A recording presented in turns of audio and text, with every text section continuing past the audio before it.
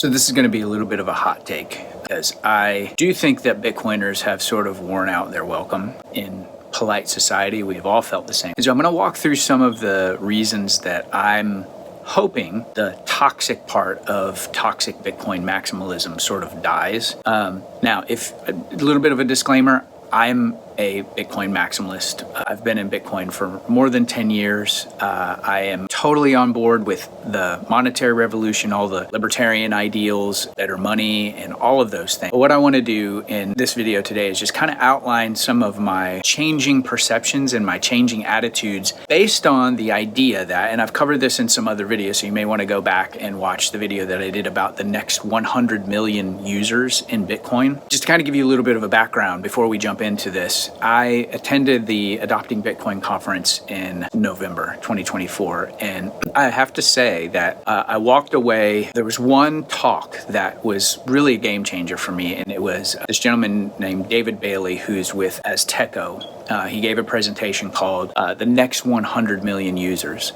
And in this, he basically outlines, and I'll throw up a chart of sort of where we are in the adoption curve.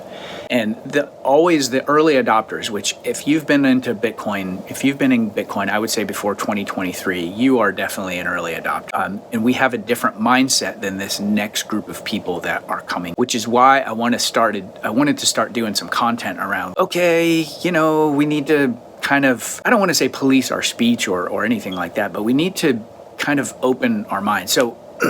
So I've come through this, I've come to this metamorphosis why I'm not a toxic Bitcoin maxi anymore. And a lot of Bitcoiners, Bitcoin maximalists will wear that as sort of a badge. I get it. It's difficult to be a Bitcoiner as having been in it for over 10 years, I completely understand and I completely identify with the idea that even up until today, if you mention Bitcoin in polite company, upcoming here, during Thanksgiving, you're probably going to be labeled still in polite society as like a fool or, a scammer or like an MLMer or, the world, society in general still does not understand Bitcoin. So I want to preface all of this by saying that I get it. For me, up until very recently, I used to get a little impatient with my wife because even though we've both been in Bitcoin for a really long time, she's never really identified and she's never really kind of gotten into the sinews of the Bitcoin community. And I would say that in a lot of ways, she's been repulsed by some of the things that she's seen. And so I've only been able to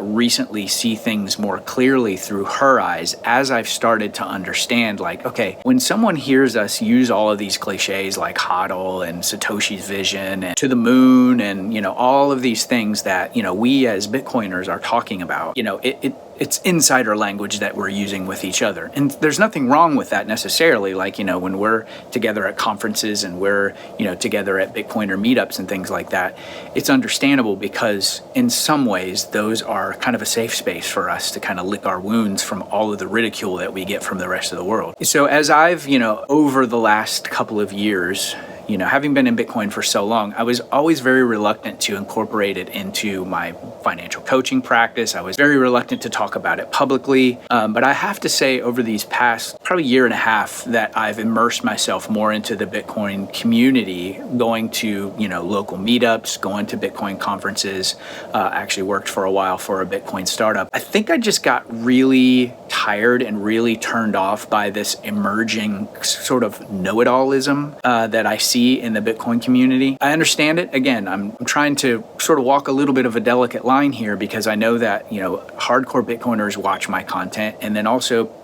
newcomers to Bitcoin that are maybe coming in through the ETFs or have, some other instruments that they're starting to see Bitcoin, but they're like, I'm not really sure about this whole HODL culture. These people are a little bit cultish, that kind of thing. But I just see this kind of toxic Bitcoiner attitude, sort of know-it-allism. And, there is this kind of promotion of, hey, there's only one right way to be a Bitcoiner and you have to have, And then as part of it, you have sort of the toxic, what I call the toxic self-custody bros, the guys that are, self-custody experts that are clearly good at what they do, but they have this way of kind of coming off of like, hey, this is the only right way to do it. This is the only right way to be a Bitcoiner. If you're not, in a hardware wallet running a node, then you're going to lose everything. And, there's some truth to what they're saying. I have to, by the way, I have to exclude Ben at the BTC sessions as well as the Bitcoin mentor guys. I've had interactions with those guys, and I think they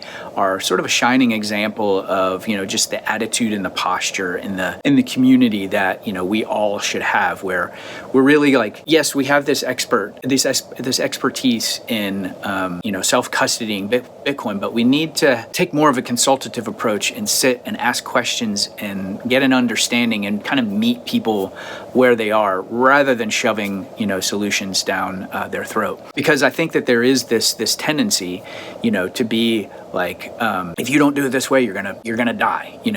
Self-custody this way, you got to use this terminology. And I think another aspect of this that I think is really important is that there's just sort of this: we're better because we're Bitcoiners. We think better. We're smarter. Everybody else is, a loser or a normie or a fiat maxi, and they're not going to make it, and that sort of thing. One of the things that really helped me in a more immediate sense to make this video was this panel that was put on, I believe, this past year at the Bitcoin conference in Las Vegas, where Trey Sellers with Unchained had 3 panelists. And the purpose, I thought, of the talk was to try to merge the personal finance FIRE movement with the Bitcoin movement. And I think, Brian Harrington was part of that talk. And I feel like he was sort of the middle ground voice of reason that was really attempting to try to, bring those two movements together. Whereas the other 2 panelists I think they embodied this, holier than thou, condescending attitude that a lot of Bitcoiners have when it comes to, like the first lady when she talked. And I'll leave a link in the description below so you can go watch that for yourself, because I'd love to hear what you guys think about it as well. But it was just all about what's wrong with the FIRE movement and, especially the retire early, and we shouldn't be consumers, we should be doing this. It was like all this moralism, and the whole point, I thought, of that panel was like, hey, FIRE and Bitcoiners, like, we're on the same team. It's kind of like gold bugs and Bitcoiners. Like, essentially, we're on the same team, but it's like we're just constantly at each other's throats. I think especially for us as Bitcoiners, because I get it, I get it. I'm full in, like, I understand that Bitcoin is better. Once you see it, you can't unsee it. So I'm just kind of, I'm tired of everything sort of condensing down to, us against them, people that are not in Bitcoin are normies, FIRE people are, they don't get it. They're NPCs. There's just all this,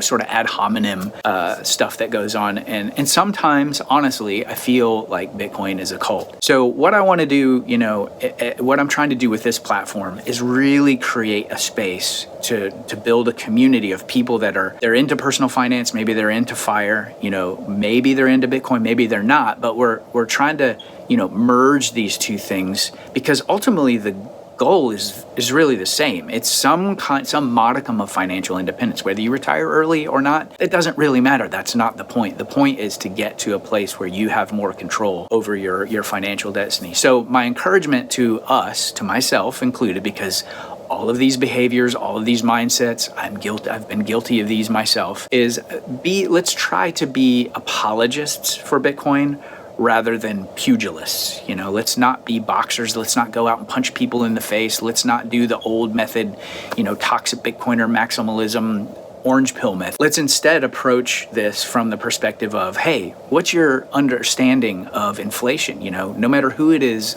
in your life.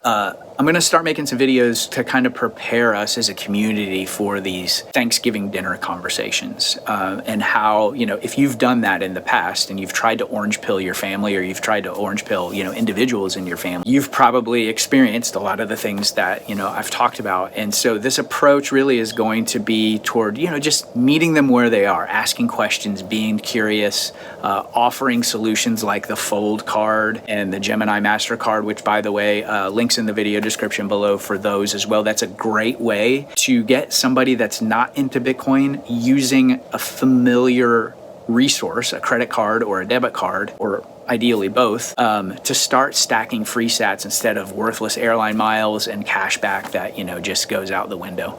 Let's be apologists, not pugilists, and let me know what you guys think in the comments below. If this kind of content is helpful for you, like, share, subscribe, and I'll see you in the next video.